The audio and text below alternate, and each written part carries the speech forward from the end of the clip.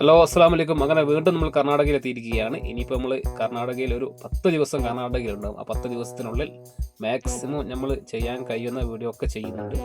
ഇത് നമ്മൾ നേരെ പോകുന്ന ഒരു പള്ളിയിലേക്കാണ്. അതായത് നമ്മൾ ആ കർണാടകയിലെ ഒരു പള്ളിയിലേക്കാണ് ഞങ്ങൾ പോകുന്നത്. ഈ പള്ളിയെ സംബന്ധിച്ച് പറയുകയാണെങ്കിൽ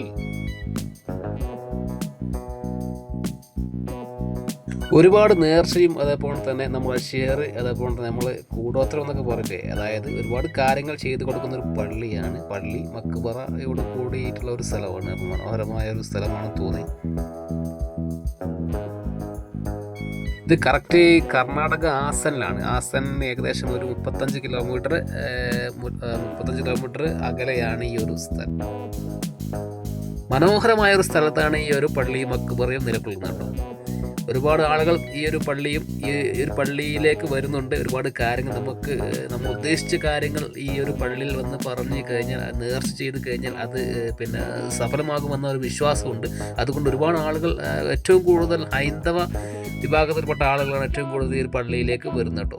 അവർ നേർച്ച ചെയ്യുന്നുണ്ട്. അതേപോലെ തന്നെ അതിന് വേണ്ട കാര്യങ്ങൾ ഈ ഒരു പള്ളിയിൽ നിന്ന് ഇവർ പറഞ്ഞു കൊടുക്കുന്നുണ്ട്. അപ്പം അങ്ങനെയൊക്കെ ഒരുപാട് കാര്യങ്ങൾ ചെയ്തു കൊടുക്കുന്ന ഒരു പള്ളിയാണ് ഈ ഒരു ആസൻ സിറ്റിക്കടുത്തുള്ള ഈ ഒരു സ്ഥലത്തെ ഈ ഒരു പള്ളിയും മക്ബറയും.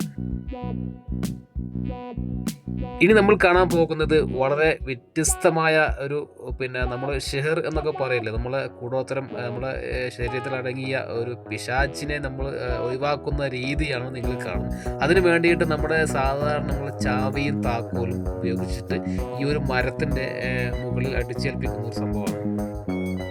വിശ്വാസം അതല്ലേ എല്ലാം എന്ന് പറഞ്ഞ മാതിരി നമ്മളെ ഉള്ളിലുള്ള കാര്യങ്ങൾ എന്തും തന്നെ ഇവിടെ വന്ന് പറഞ്ഞു കഴിഞ്ഞാൽ ആ ഒരു കാര്യങ്ങൾ നിറവേറ്റും എന്നാണ് വിശ്വാസം.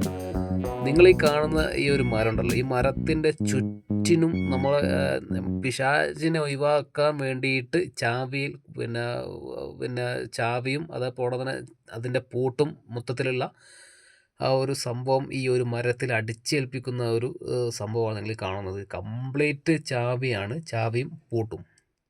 വീഡിയോ വൈൻഡപ്പ് ചെയ്യാൻ പോകുന്നത്. അപ്പോൾ ഇത്രയും ഒരു ചെറിയൊരു വീഡിയോ ആണ്. കണ്ടപ്പോൾ ഒരു കൗതുകം തോന്നി ഞങ്ങൾ എടുത്ത വീഡിയോ കേട്ടോ.